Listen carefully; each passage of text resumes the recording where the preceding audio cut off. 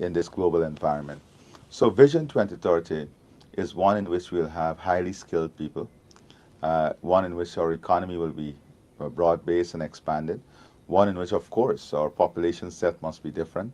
We will have to achieve all of the things I'm speaking about, and to build the type of market that I'm speaking about, we'll definitely have to have more people.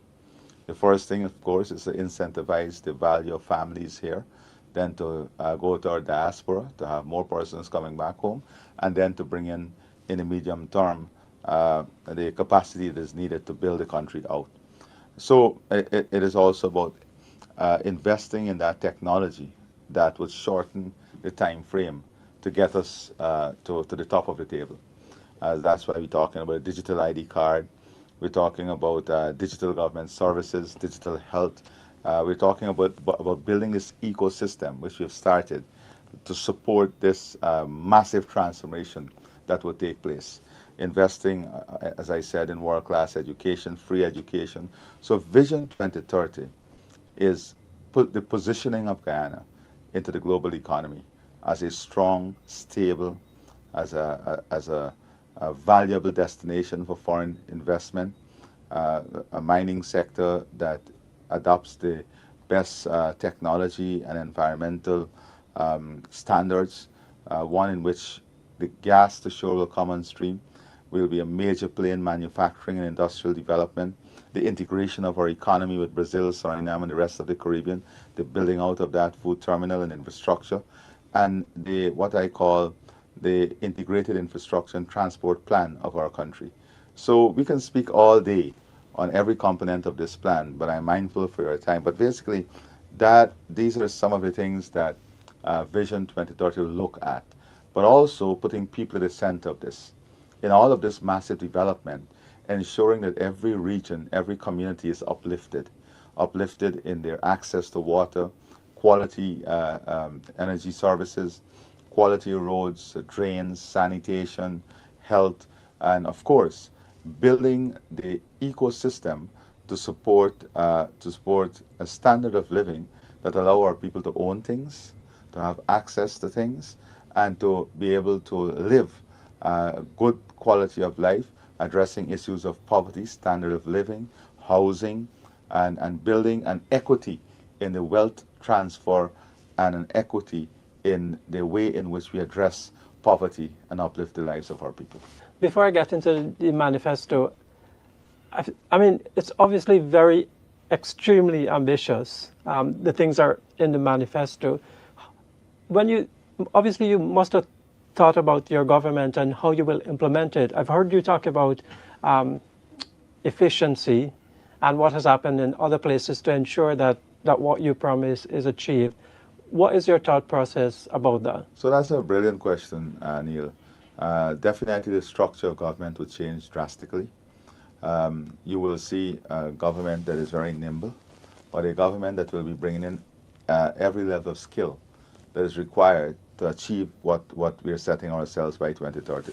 It's a very ambitious agenda.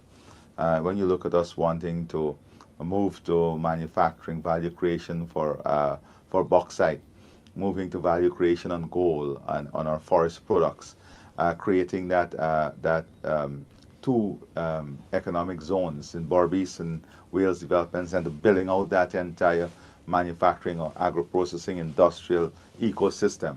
It requires skills, and it requires a government that where bureaucracy is removed. So I'll be very reliant on technology to remove human biases. We'll be bringing in a lot of skills, the structure of government in terms of areas with different responsibility. There definitely will be changes as to what areas of responsibility are placed where, and how those responsibilities are going to be assigned to ensure the efficient delivery of what we want. Silica City by itself is a 10-year minimum, a 10-year project, and we're ambitiously trying to get that done within the next 5 years. So there will be, I would say, in project language, a projectized approach to governance, where you're temporarily bringing all of these resources together for permanent results. So everything is run in a projectized manner, where time, efficiency, uh, measurement are all critical indicators. So the structure of government in the implementation will change. The evaluation also will change. Because as people's salaries increase, their life will improve tremendously. People need to be held accountable. People need to be held accountable for the quality of service they deliver, the efficiency in the system, and technology will help us to do that. And that is where I think our human capacity and capability will also be invested in so that we can deliver this program that we want to deliver. But accountability, transparency, removal of bureaucracy, building an efficient system, bringing in human capital, all of that would be part of this plan of reorganization. And that will be done on day one. We already have what that structure would be like, and the type of capacity and capability that we need to advance this program and this massive plan. The integrated infrastructure plan alone, that in normal circumstances is a 15, 20-year program that we'll try to bridge. We're not talking about one power plant, now a second power plant at Wales. We're talking about bringing the best in data center and data services here, attracting those type of investment. So from the investment side and investment promotion, it's also a lot of work. Tourism is going to be a major sector that we're going to invest in heavily, like we're going to do in agriculture. So it's going to be a high pace, high speed environment, and we will definitely be bringing in reorganizing the structure of government to meet this. Now, when you were thinking about this manifesto, you and the other leaders in the PPP, is it a case where you were thinking we'll get this much resources so we can do this much, or was there a different approach? Perhaps, of course, the budget is heavy on welfare, people's welfare. Could you give me an idea of what the process was? So the process of the manifesto was one, building on what we've achieved. We have already achieved beyond what we promised in 2020. The removal of 200 taxes, reduction, increase in threshold. We have seen the expansion of agriculture, expansion of production. The productive sector is doing well. The diversification of the economy has started. The building out of a services sector, very mature services sector. We have seen major infrastructure, an important infrastructure will have started. The Linden to Mabura Hill to Letem Road, the Damara River Bridge, the Terminal 2 of the airport already advertised, the new Barbados River Bridge, the road the new highway going all the way to Land of Canaan, the Schoonard Highway going all the way to Porica, the Del Conte route alignment, the Sand Hill Road. All of those projects are already in the pipeline. At design stage, some at implementation stage, some at tender stage. So the work has started, tremendous work. Investment in improving the lives of our elders, giving them a retirement with dignity, investment in the healthcare system, building out our capacity and capability in the healthcare system. But it's taking it to that new tier now, where we want to create a health ecosystem that will support investment in biomedical field, manufacturing of vaccines, the building out of rehabilitation centers, the oncology center for Guyana. So it's investment now where these sectors will be prime contributors to the economy because of the type of investment we're making in the ecosystem, the regulations that we bring in place to support these as foreign currency earners. So now, so what we have to do was to understand where we are, have a clear idea as to where we want the country to be, building our competitiveness, ensuring that the streams of revenue are expanding, and that we continue to grow what is there already. That is why the continuation of auction, international auction, expanding and maximizing the opportunities in the oil and gas sector, and then understanding what the potential revenue can be, listening to people over the last 5 years, then in the consultations we had for the manifesto, then all the National Two-Show Conference meetings, getting all of that priority in place, understanding the larger vision, building out regional plans, because we are now also building regional plans for every single region, and then matching that with the type of revenue that will come in. So you have to have a balance. If you spend everything, then you have an imbalance. So everything is linked You will see, for example, some of the announcements that we have made are directly linked to the performance of the economy. Take, for example, old age pension. Everybody is speaking about, oh, we're going to do this for old age pension and that for old age pension. But none of them are saying, listen, we have to build the economy. This is what we want for the entire country. So we have to balance that with everything else. Because if we're going to build 40,000 new homes, I'm not talking about house lots now, we want to build 40,000 homes. Imagine the magnitude of work that will go into building 40,000 homes. I did the calculations recently, the type of financing that will be needed, the type of skills, the demand for sand, the demand for cement, the demand for steel. All of that now opens up opportunity for the manufacturing of steel, cement, and with price of energy coming down. So the type of investment that will be building out and expanding the economy, but at the same time supporting improvement in life. So I come back to the old age pensioners. What are the things that are bothering them? So they need the best health care. So we're investing in a healthcare system that will ensure they can get the best healthcare free of cost. They can get their medication on time in a more efficient way delivered to them. They have easier accessibility to the services that are provided for them. The national payment system will allow money to go directly into their bank accounts. They'll benefit from all the other grants that we'll give. The subsidies on electricity and water will continue. So everything that's already given will continue and be expanded. And then what we did, we said, okay, having done all of this, we're now also going to give them a transportation grant of $50,000. A transportation grant, add that. Already you know they get that bonus pension at the end of the year. So they get this 50,000 transportation grant and set the pension at a minimum of $60,000. At a minimum. So depending on the performance of the economy, depending on the performance of the revenue side, that pension will be adjusted. So they will be guaranteed a minimum plus the transportation grant, and they will have this minimum, the flexibility of the pension going up depending on revenue and what happens with the economy. So I'm just giving you one example as to how we are thinking. Because whatever we say we'll do, people know they can trust us. Yeah, you remember in 2015, the very government now that's planning, promising the heavens. They said, oh, they'll double the Because We Care grant. They took it away. So one thing that underpins our work on the manifesto is we know that we will be elected to implement this. So it's not a fanciful manifesto. It's a well deliberate strategy. Everything is calculated and costed, and everything is based on some macroeconomic indicators, fundamentals, and based on the sustainability and viability of our country. Now let's get into some specifics. You're offering basically 200,000 to every school child. Why? So first of all, now we have said the Because We Care grant you're talking about. Yes. So there are two things that we will do. I just give you an example of the pensioners. Let's talk about school children generally first, because it can't be an isolation of what else we're doing.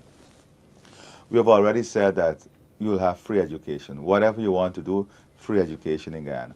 Unlimited scholarship in a gold program that we have for every Guyanese. Access to internet, access to data, building out of our network. So our children in the hinterland can have equal opportunity as any other child across the country. Building out of the Guyana Digital School that will have an equitable way of delivering education all across the country. The same material, everything all across the country. Free textbook, expanding our textbook program and keeping that in place. Expanding the nutritional program, that is the food program in schools. So our children can have a good diet, good nutrition by the hot meal program. So that is billions upon billions of dollars of investment right there. Then what else is needed to give them a good education? Building out schools with the labs, with infrastructure, with recreation, so you can have rounded students, ensuring that we do that. So you have to find the money to do that. Schools with good washroom facility. What else is needed? Ensuring they have access to trained teachers, trained graduate teachers. So investing to ensure all our teachers are trained and all our teachers become trained graduates. investing so they can have AI support in areas of weakness like mathematics. And then what else is needed? Uh, Having strong families, strong community to support those children in school, to support the vulnerability that exists within society. That is why building out facilities within the communities themselves, building out, helping families at home, providing counsel services, providing daycare centers for small children, improving the disposable income of the home, expanding opportunities for both parents to work, reducing the economic hardship and financial hardship so the children are in a better environment. And then what else is needed after that? Talk about trained teachers, everything, transportation. So we're going to give, in addition to taking the Because We Care grant to $100,000, we're also going to give a transportation grant of $100,000 annually. And these are at minimum throughout the course of the 5 years, as revenue changes, as the economy is assessed, people can be guaranteed more. But what I'm saying is at a minimum, $100,000 Because We Care grant, $100,000 transportation grant. So that is what we said when we said that we will keep what we have, expand it. People can, uh, they can expect it to grow, and then at a minimum level, and then as the economy perform, because we are very conscious about the fact that we will have to implement this, and letting people understand that whatever we say, whatever commitment we make, that is what we're going to do. And this is outside of the grants, outside of the increases in salaries, outside of the other support that we will definitely be giving families, children, the pensioners. This is outside of the tax breaks that they will get. This is outside of the subsidies and cash transfer that we will give to ensure home ownership is possible. The support we will give in people renovating and expanding their homes, creating that value chain so that you can leverage that asset and make your asset work for you, building financial inclusion in the system. All of this is part of building that ecosystem to support strong, sustainable, and prosperous living here. And of course, you're going to implement this incrementally so that people don't think if you're reelected that they will get this in 2026. Well, so let me be very clear. The pension is at a minimum, and that we are already close to that already, and depending on the economy. So all of these things will be implemented in a very, very short time frame. Very, very short time frame. Because we want to maximize the benefit and also to give that, of course, it will be phased. I said everything must be in relation to the performance of the economy also. And this is at a minimum we are setting it. And so I was looking at the manifesto. There wasn't any specifics when it comes to increases for teachers or healthcare workers or other public servants. Why did you choose to do that and Well, not say something specific? so we have committed ourselves, and I've said that our salaries are going to be so competitive that the nurses who have left, when they look at their entire budget, will be coming back. The teachers will be coming back. The construction worker are already coming back. So that gives you an idea of what that structure would be like. It will be highly competitive. And you must understand too, salaries are not only about your monthly salary. It's about other allowances. It's about hinterland allowance for those who are in the hinterland. It's about how we help you to own your own home. It's how we help you to own your own car. It's about how we help you to keep gas prices down. It's how we help you to reduce your cost of energy, which will come down by half. It is how we help you to have cheaper cooking gas at home. It is how we help you to reduce the expenditure on your children, on your family health care, on your family education, building out those child care centers so that your children can go in a safe environment while you go to work. It's about efficiency in the energy system. It's about a road network that reduces the time you spend and the money you spend on transportation. It's about those support that I talk about for transportation grant for children and the pensioner. It's about all of these things, not only the salary. So definitely that will go up. That will go up. We already committed to the negotiations with the union. We have an agreement up to the end of this year and next year for some of the unions, and that will continue. So if you look at that, and then of course, the salaries are linked directly to the pensions that you'll retire at, which will continue to increase. If you look at what we have done for the police, not only did we adjust their salaries at the scale, we've adjusted them in promotion. So, and same thing we have done for teachers, nurses, and this is going to continue to happen. These adjustments are going to continue, and as the economy continues to perform, they can look forward for more, knowing that this government will give more. I did want to ask you about some things that give me personally a headache. Georgetown is a very disorganized city. In your manifesto, you talk about uh, reorganizing the city basically when it comes to transportation. And you've talked about in the manifesto a sort of a rail system um, getting us all the way to Brazil. I wanted you to talk a bit more about those two when it comes to infrastructure. All right, so if I may just briefly tell you what we're trying to do. We're trying to have an integrated infrastructure plan that is for security, our security infrastructure, our digital infrastructure, our physical infrastructure, our energy infrastructure, and our logistics infrastructure. These are key. So our rivers, how we integrate our ports and our rivers, how we integrate with northern Brazil, and how do we integrate with the rest of the Caribbean. And that's how the infrastructure plan is built. And then how communities are integrated with each other. So it's about connecting region 8 and 9. It's about the ferry service, building out the two modern wharf facility, additional ferry service for region 1. It's about connecting Mabaruma through support for the farmers and the community to charity. It's about building out the charity waterfront and wharf facility. The new wharf at Porica. It's about, which will be international. It's about the municipal airport in Barbados. The expansion of the Chedijagan International Airport. It's a new airport in Letem, all municipal airport. It's the building out of that rail system to connect to northern Brazil to the new deep water port that will be built in Region 6 with an exclusive economic zone. It's about the Wales Development Zone and the connection with Sand Hill, going all the way to Sand Hills, and from Timeri to Sand Hills, bridging the Damara River again, bridging the Korpukari crossing, looking at Puruni crossing, Itabali. It's about bridging all of that, connecting all of that. It's about the more ferry uh, into Region 2. It's the expansion of the road Del Conte going all the way for simplicity to Macaura, then to Bartica. It's about the digital infrastructure, the safe Guyana infrastructure also to follow that so that our entire country is interconnected. It's about building out the mobile stations.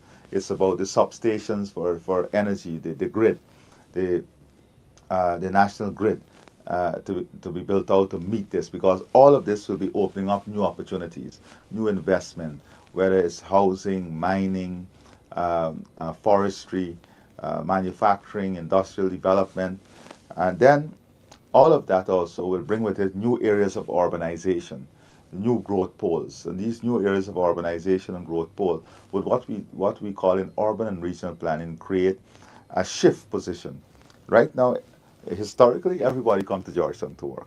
In a shift position, as new growth poles are created and new centers of development are created, more jobs migrate to closer to the rural communities because there are centers closer there. So there's less pressure coming into the city. And that is one of the things that we want. When you look at the Enmore development zone that we're talking about, that is less pressure coming into the city. The new Silica City, less pressure coming into the city. And then how do we, when we set up these hubs, these small business development hubs that will have the small mechanics, the spray painters, and all of these people, that is less pressure coming out of the city and out of communities into a well-organized, planned area. So then we have to move people along this corridor more efficiently because the city is still very critical. And how do we move people along this corridor? We move people along this corridor by building out an infrastructure that support mass efficient movement in a safer way. That is why we're talking about the railway track. And then how do we, that's from Cane Grove to Golden Grove.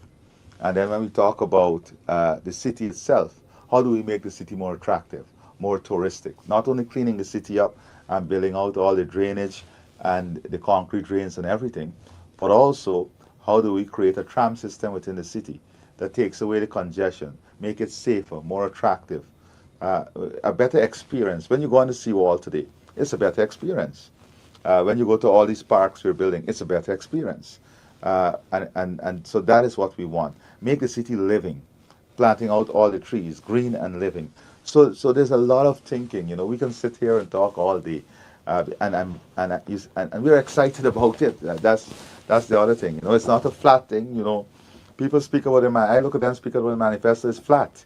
There's no energy in it. There's no excitement in it. There's no belief in it because they don't believe a hell of what they're saying because there was no thinking behind it. This is a clearly defined strategy as to where we want to go.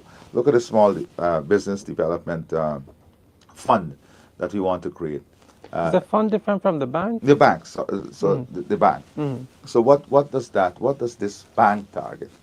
This bank target to address a number of issues. How do we ensure there's financial inclusion, access to liquidity, access to capital for all Guyanese? So one of the big things that small business face is the collateral requirement, two, the technical requirement, and three, the invoice time, you know, the time it takes for them to be paid. So we have to solve that. That is why we said we'll bring a development bank that will lend at 0%, but a commercial bank can co-invest with us, reduce their risk, which reduce the need for collateral and reduce the interest, and then incentivize the system like we did for low-income housing to give them incentives for lending to SMEs. And then what do we do? How do we create opportunities that are uh, scaled up for these SMEs to invest in also? That is why I tell you about the demand, the steel plant, the fertilizer plant, all the other opportunity, gas opportunity, the gas terminal, refined product. But not only building out those, but finding ways in which the average investor and average Guyanese family can be part of these development, can be part of these economic opportunities, so that it's financial inclusion, it's inclusion in wealth creation, and it's advancing the country. So I wanted to continue the discussion on shifting growth poles. Something very interesting I found in the manifesto. It talks about redefining roles of local authorities. I wanted you to explain what is meant by that. Is it that you're going to give NDCs, for example, more resources so they can take care of the garbage collection and all of this that you talk about? So it's an interesting observation, Neil. Well, let me put it this way. We are already devolving more resources going now to the NDCs and the hinterland communities also. So there is more responsibility to come with those resources. Right now, we're investing to give every NDC a modern fire truck to respond to fires. We're investing in all their roads and drains. We're putting in street lights in all their communities. We are investing in recreational facilities. We're investing in solid waste disposal site so that they can have proper garbage collection. So when we say evolving, there is already an evolving role for the local authorities, the NDCs, the RDCs, the village council. That role is evolving. It's evolving because of the type of resources they now are managing and the type of assets that we are passing down to them. Because we want democracy and efficiency to be built at every single level.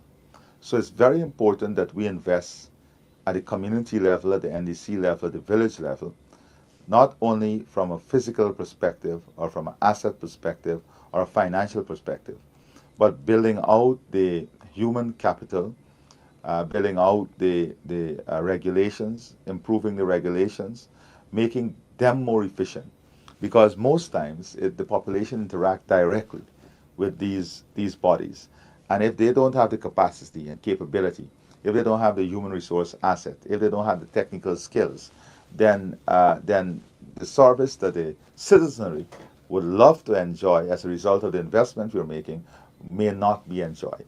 And that is what we meant. It's time, I think, that we take a deep dive to restructure these bodies, ensure that they are well staffed, fully equipped, and ensure that they have more transparency, more accountability, and to create more service-oriented, service-friendly environment for all of these bodies. Now, coming to Hinterland and Amerindian development, in the manifesto it speaks about 5,000 new projects. What are you talking about? So, we have had the National Two Shows Council meeting every year. I've had hundreds of meetings all across the hinterland. Some people woke up a few months ago and believed that they're specialists on the hinterland. That aside, I've been going all my life to the hinterland. I had the honor and privilege of serving President Jagdeo when he was president. And one of the things that we had to do when he was president, because we had limited resources, was to live in these communities. Sometimes we live in communities for 3 weeks because there's only so much money to take you in, and you don't come. You make sure you finish all the work before you come out. Today, people go in and come out the next day because of more resources and efficiency in the system. Uh, so now let's come back to the village council. Now we have the LCDS, which is working for the communities themselves. Resources going directly. We have the presidential grant. We have the national budget that is transferring resources. We have committed to building out the recreational facilities, the school facilities, the health facilities, the road. But when you look at these communities themselves and the leaders in these communities, it's amazing. And I want to congratulate all of them. They are now also thinking at a much larger level and a much larger scale. They're talking about food security, not only for themselves, but food security for Guyana. They're talking about climate resilient projects. They're talking about grid system. They're talking about building networks, treated water, community organization in terms of building in communities, which is semi-urban type of planning. They're talking about investment in tourism. Look at this, brilliant. I sat down with the leadership of the South Rupununi, how they protect the Essequibo River head, and how to protect the biodiversity. They are completely engaged in this national conversation. And even their aspirations, their goals, and what they want to achieve from their community is very different from 20 years ago. There's almost no different from what we want out here.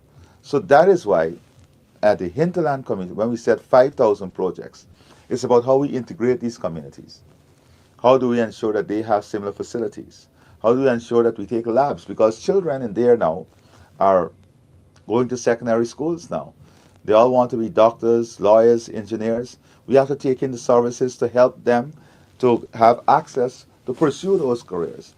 And that is what we're doing.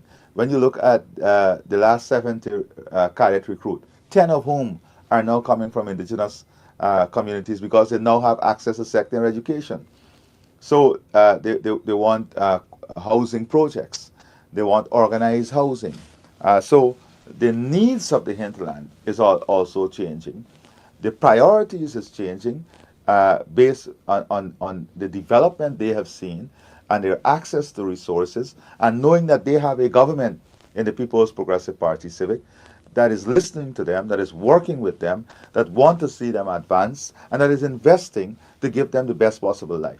So this is important for us to understand.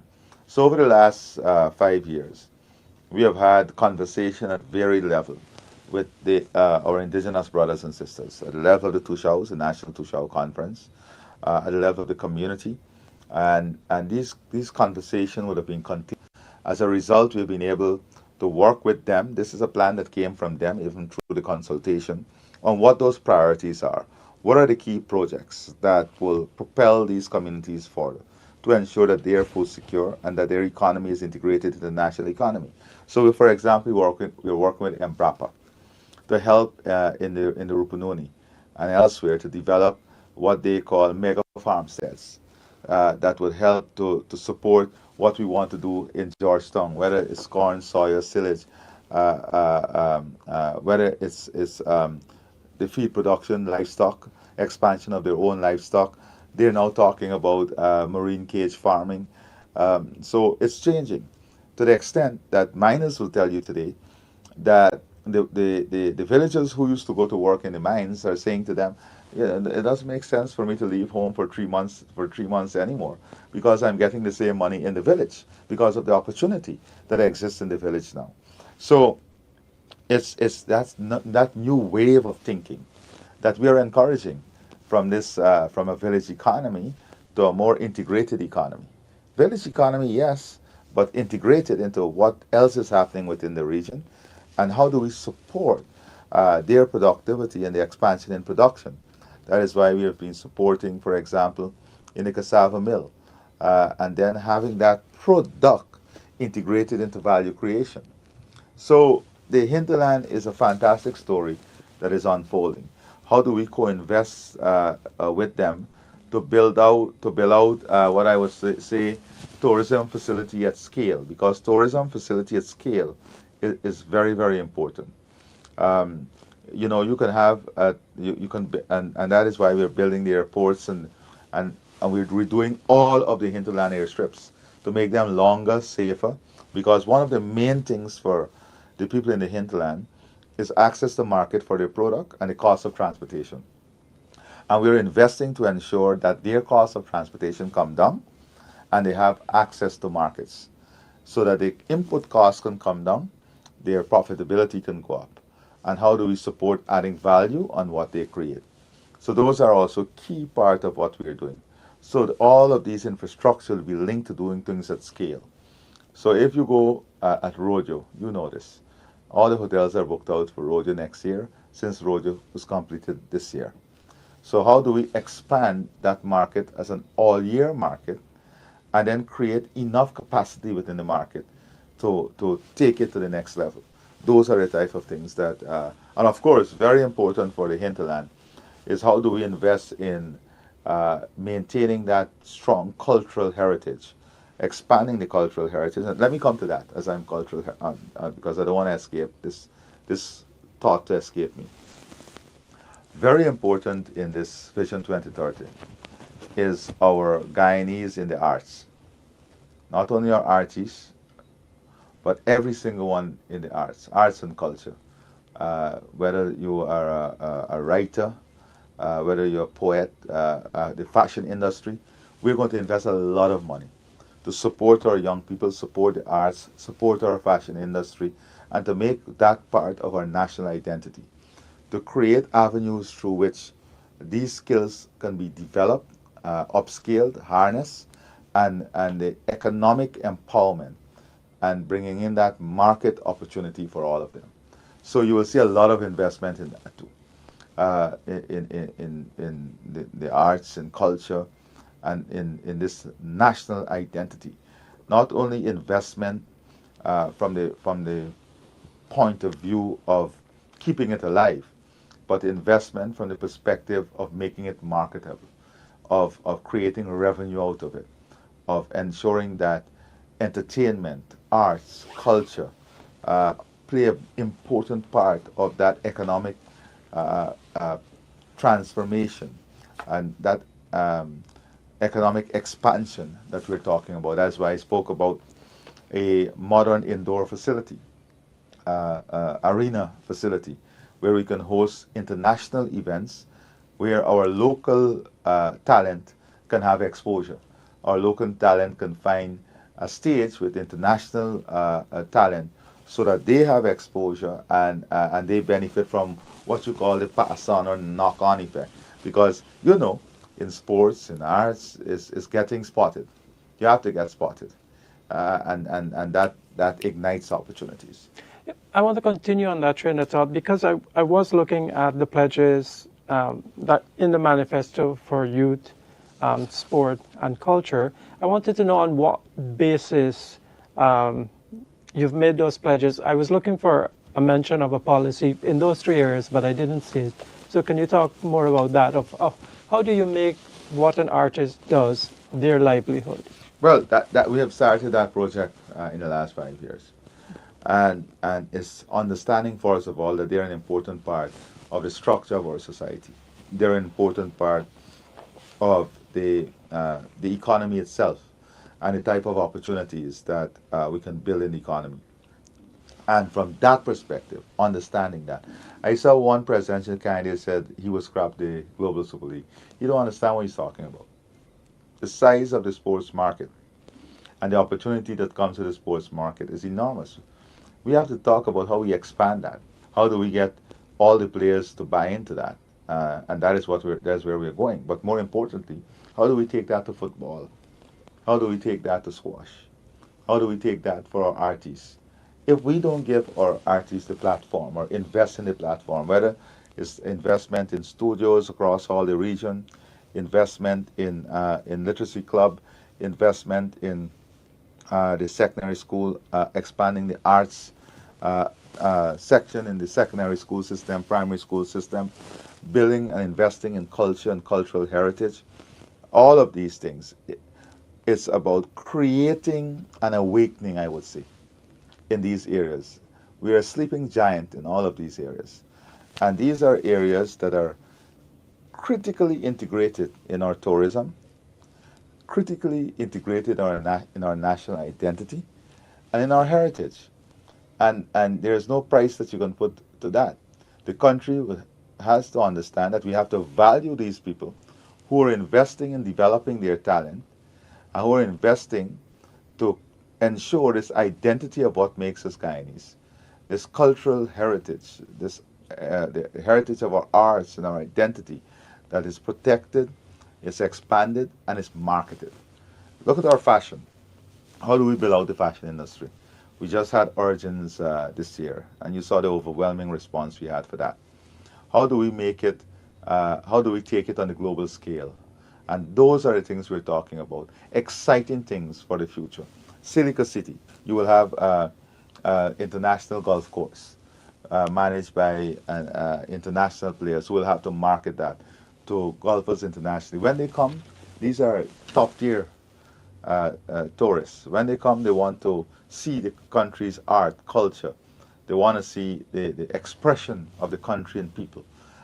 So the opportunities, as I said, are enormous. I know we are running out of time, um, but I want to say to you that investment in our human capital and our people is also an important plank of this manifesto. How do we ensure that we invest in our people to give them a quality of life that enable them to live a more fulfilling life?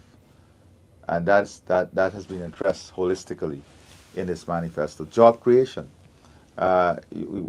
From day one, we'll be out of labor because they implement this. You look at 40,000 houses and a minimum of 5 persons per houses. That's 200,000 jobs continuously I over just the want to next stitch five in a years. quick one on that. Why are you building houses instead of giving the house lots and letting people build their So houses? we have seen the houses that we have built. There's enormous demand for it, and because of everybody now, professionals and in the work environment, there's a high demand for the homes.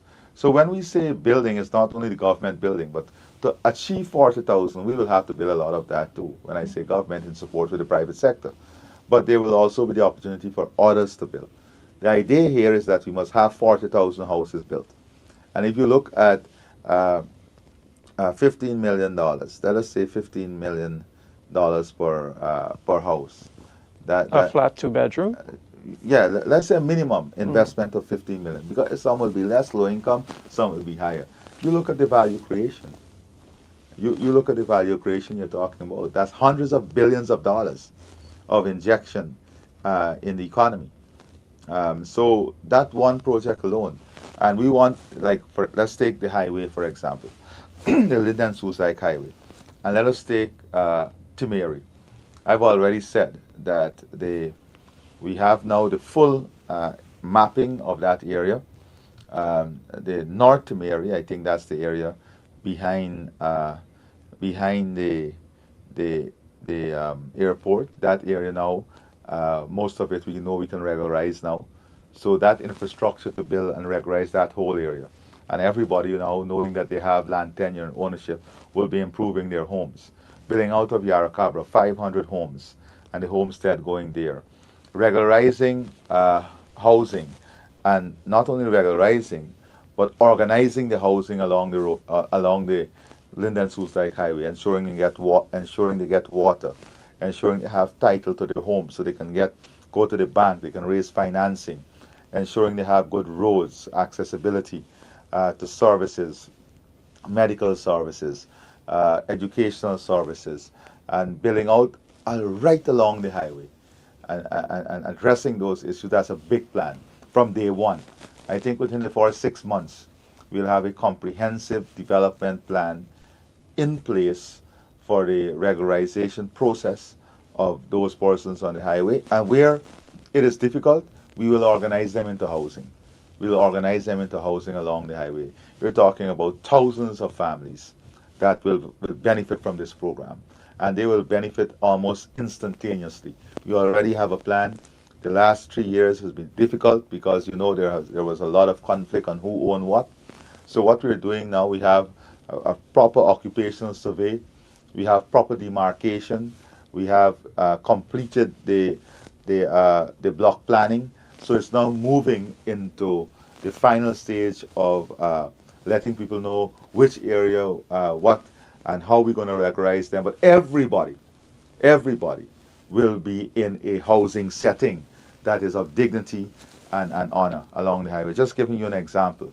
Then you look at Linden, building out that housing, continuing that project for another 1,000 homes. But if you look along the coast, we're already embracing the wetlands. So we have maximized where we can go. That is why the investment now opening up the Sand Hill Road link, opening up Wales, going all the way back to the Sand Hill Road, opening up the Del Conte route, opening up the Palmyra area in Region 6, Molson Creek in Region 6, investing now the regions. Region 1, Region 2, Region 9 want expanded housing. Region 8, they all want settlement style development now. So all of these areas we've completed. The last 5 years, why you see this magnitude of transformation. Behind all of that, a lot of work has been ongoing on this infrastructure layout for the next 5 years. So that is what you'll see implemented at a rapid pace. Mr. President, the thing that bothers people a lot is that being able to access regular services continues to be a headache. You got to line up hours for passport office before daybreak sometimes. In this manifesto, you talk, it talks about a My Guyana app. You've spoken about other apps also. What's the plan? How soon will those things come on board? We already have a One Guyana AI app. Yeah. That's out there. We want everybody to use it. Everything is going to go on a digital platform. So we don't want people to be in lines anymore. You must be able to conduct government business on your bed. On your phone. Or on your phone, on your bed. You go home at night, you take 20 minutes, you conduct all your financials, business and everything. But importantly, we have to migrate people to that because we'll have to do a lot of training, building out the platform, and that has already started. Or immigration services or GRO services, all of these things. You don't need to fill out forms if somebody die, go to public health, go to fire, go here. You fill out one set of forms online and you go. You go to one office, the entire system is integrated. So if you go there and they need something from GRO, they can go on the system and get it from GRO. They don't need to tell you go back to GRO and come back. So taking out that bureaucracy. And a lot of times it's human biases in the system itself. How do we take away that human bias? It's technology. Take, for example, someone coming into the airport now. You come through the electronic gate only if you are specially selected by the screening process and they need secondary, you go to another line. But then when you go, you don't need a custom officer to randomly decide, I'll go, you come here, I'll check your bag, you come there. We're putting in modern modern scanners. So all the bags come through the scanner. And it's not only linked there, it is integrated into a system that stores the data. So we have traceability, building accountability into the system. So all the bags pass through the scanner. And when all the bags pass through the scanner, whatever they see in the scanner, that is how decision is made, and everything can be checked back. That's important. There's a database, adding that layer of accountability, building out an integrated security port system to keep our ports safe, fighting off illicit trade, drugs, whether it's drug, gold, or whatever. We are building an integrated system. We've already decided with Colombia. We're going to talk to Colombia, Suriname, our U.S. partners, Brazil, and the RSS in the Caribbean to have an integrated system through which we deploy our assets in totality to fight illegal activity. Reform of the tender system. Because we have all of these small contractors now, we have to have a tier system. So we need massive reform in the tender system. That will be an immediate task. The implementation of the One Guyana Commission, getting to work, right? So the modernization of our financial system and infrastructure, from the central bank coming right down, putting a technical team to work from day one to deal with this, the modernization of the financial sector. So it is many moving parts that will have to come together at a very fast pace and in record time. You don't speak like a man who planned on losing these elections. What are you going to be doing in the next 2 weeks to ensure that that happens, that you're reelected? So the next 2 weeks is continuing to do what we have done over the last 5 years. We're still delivering schools, we're still delivering hospitals, but continuing to let the people know that this is a government they can trust. This is a government that has delivered. This is a government that has stuck to its commitment it made to the people. This is a government continue to work for you. And this is the government with a clear plan that is measurable, that is implementable, and a plan to take this country into prosperity and to build a Guyana 2030 that is not behind any other country in the world. That's it. Thank you very much. Thank you very much.